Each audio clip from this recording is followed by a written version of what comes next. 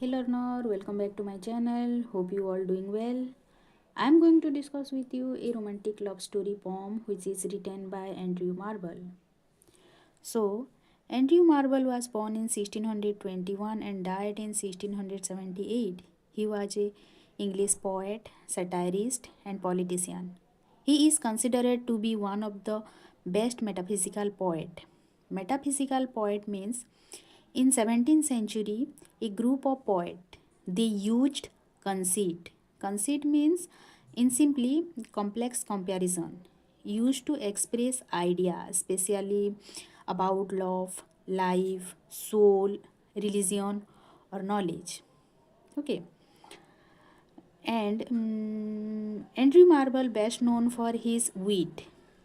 Wit means known for his cleverness and composing the word very clearly, and also known for his conceit. Conceit means, as I told you, that conceit means the complex comparison. So he known for his complex comparison and philosophical treatment of love and time. Most of his work he used the theme of nature, politics, and human desire in his writing. His writing style is notable for ambiguity. Ambiguity means something that not clear and no fixed meaning or create confusion, means multiple interpretation is there. And also his writing has balance of opposition idea, or mastery of various poetic traditions, including sometimes pastorals and sometimes satirical verse. His famous works are To His Coy Mistress, The Garden, Upon Appleton House, and The Definition of Love. These are the most notable work of Andrew Marvell. So today I am going to discuss To His Coy Mistress, one of the most famous poem of the 17th century of metaphysical tradition. So this poem To His Coy Mistress is a carpe diem. Carpe diem means seize the day, or simply not waste the time and enjoy the present moment. So the speaker urges to his lady love to respond to him and feel his love because she is young and full of life. Time is short, time is running out. So before the end of the life, she must be accept his love. Speaker compare the freshness of her youth to morning dew on her skin and her body like burning energy. He saying that her beauty and passion won't last forever. So they should enjoy love while they can. It represents a shift in the lover's relationship with time. The central idea is about life, human nature, and the society. It shows the power of hope because the speaker wait for her lady love, or hope for the love of his beloved. Let's come to the text. To his coy mistress. Had we but world enough and time, this coyness lady were no crime. We would sit down and think which way to walk and pass our long love's day. Thou by the Indian Ganges side shouldest rubies find. I by the tide of Humber would complain. So, in the beginning of the poem, the speaker saying that if they had unlimited time and the whole world to be ourselves, then your coyness, your shyness, my lady, would not be a problem because time is so short, life is so short, and time is always running out. So we would not have much time. We would sit down and think which way to walk and pass our long loves day. If we would have the time, then we would sit together and decide how to spend our time and which way to walk and enjoy a long love day. Thou by the Indian Ganges side shouldst rubies find, I by the tide of Humber would complain.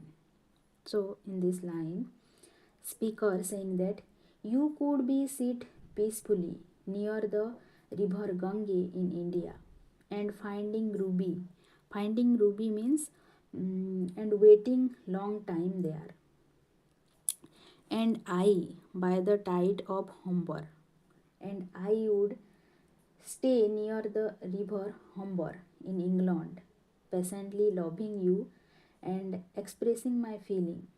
So it is shows a huge distance between them, and it also suggests the endless time and patience in love. Here, poet saying that if we had unlimited time in the world, I would wait forever for you. If we had sufficient time, I would love you 10 years before the flood, and you should, if you please, refuse till the conversion of the Jews. So, it means if there were unlimited time, the lover, he would start loving his beloved since the origin of the world, even 10 years before the flood. Here, flood means biblical flood, and biblical flood means when people had full of sin, God sent a huge flood to destroy the world for vanish the sin. So, I would love you since the origin of the world, before the flood, before God destroyed the world. If you please, if you wanted, if you like, refuse. If you like, refuse me. Till the conversion of the Jews means until conversion of the Jews means the event that would happen at the end of the world, means you can refuse me for as long as you want, even till the end of the time, if we had unlimited time.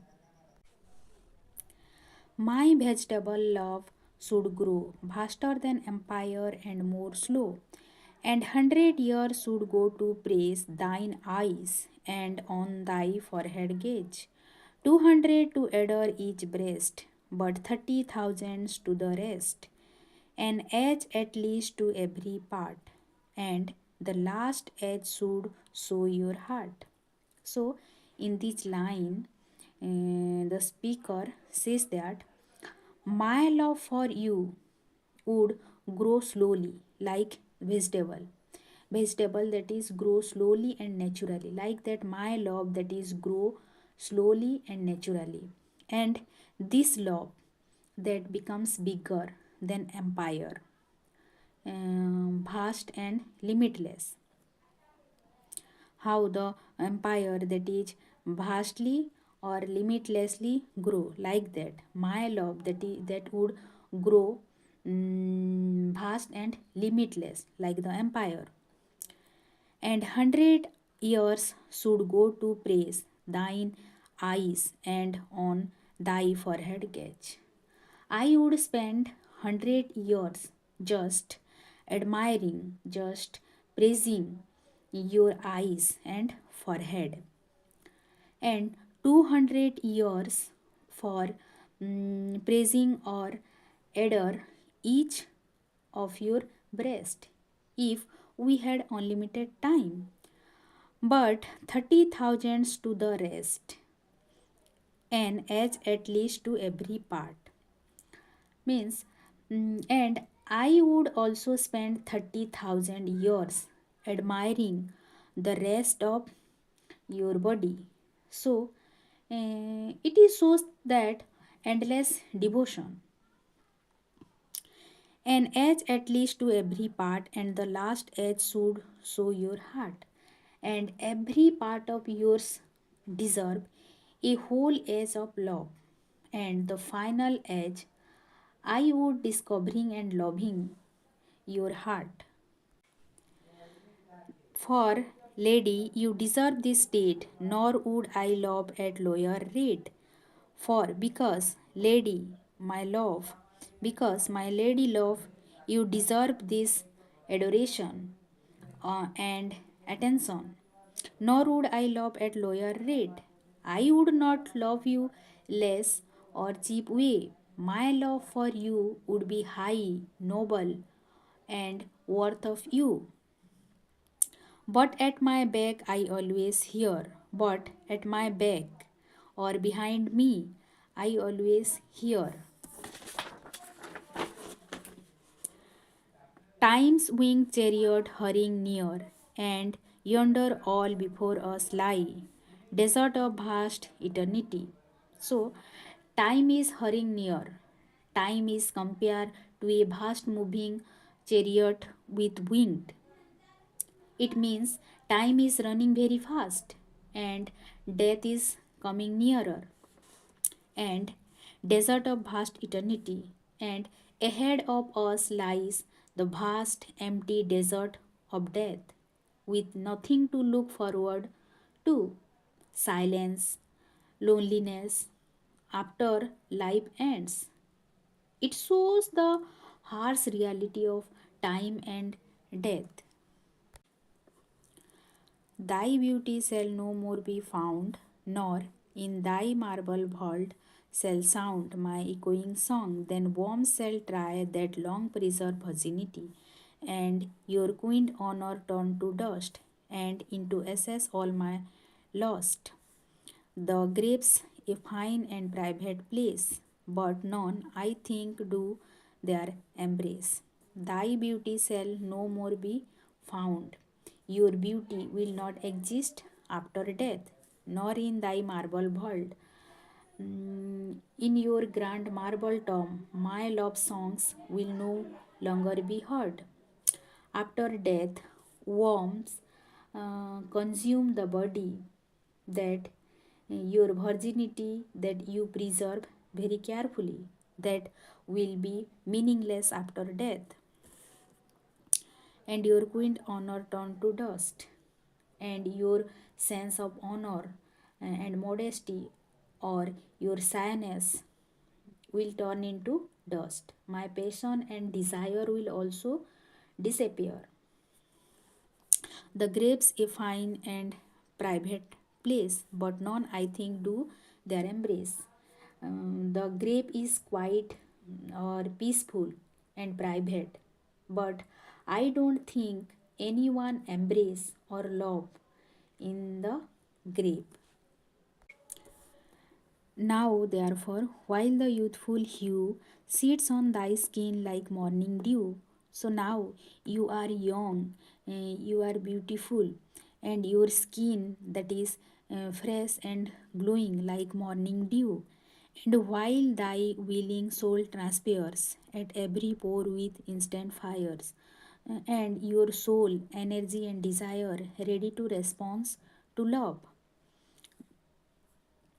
Now let us spot us while we may, and now like amorous birds of prey. So let's enjoy love ourselves while we can. Let's take advantage of the present moment instead of wasting time. Let's be bold and devoted like birds hunting their foods. So when birds are hunting their food, that times they are very bold and devoted for hunting. Like we enjoy our present moment with that boldness. Rather at once our time devour than languish in his slow chapped power.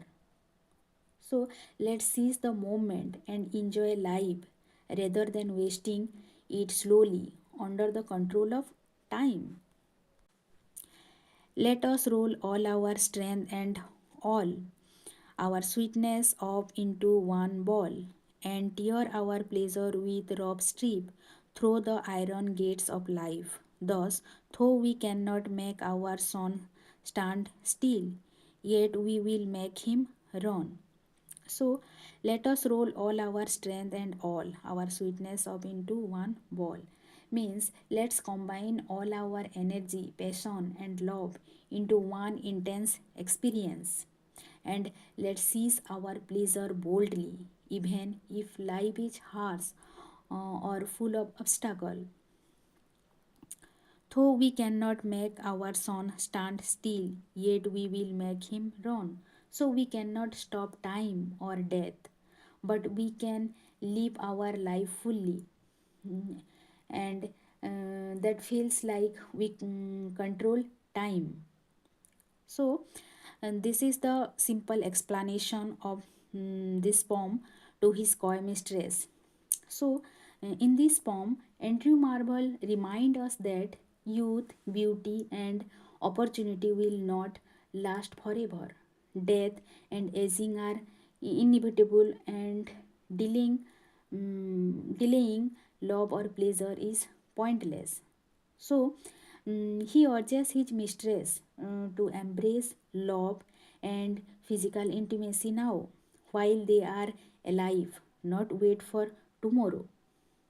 So, if you like my explanation, then like, share, and subscribe. Bye bye.